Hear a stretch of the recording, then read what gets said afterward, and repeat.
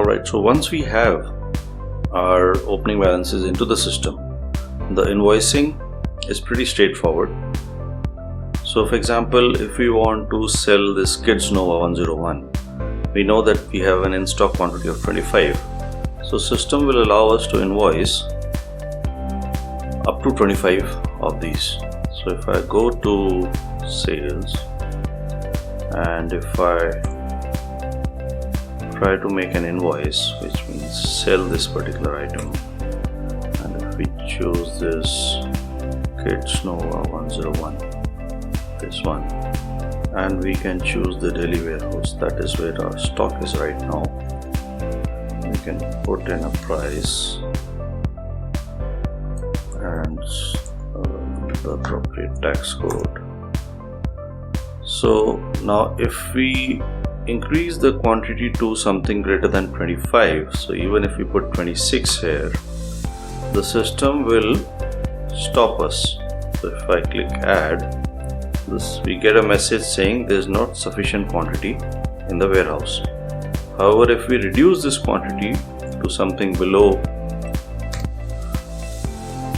25, so we can now, well, obviously we need to check if we want to put anything else or not for the invoicing, but once we are done, then we can press add and the system allows me to save this transaction, essentially making this invoice, and I can then print it and export it on whatever I want to do. If I want to check my inventory again, I can go to my stock details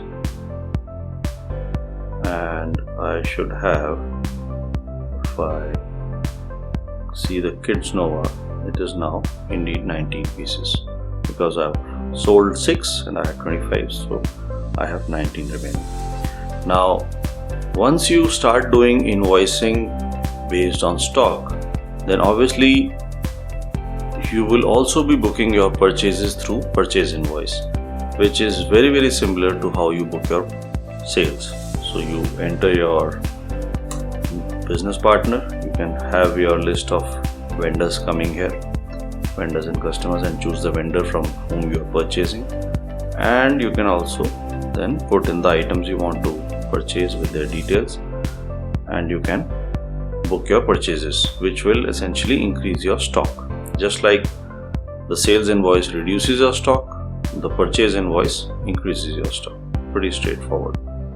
So this is how you can manage your inventory and do the invoicing based on your inventory levels.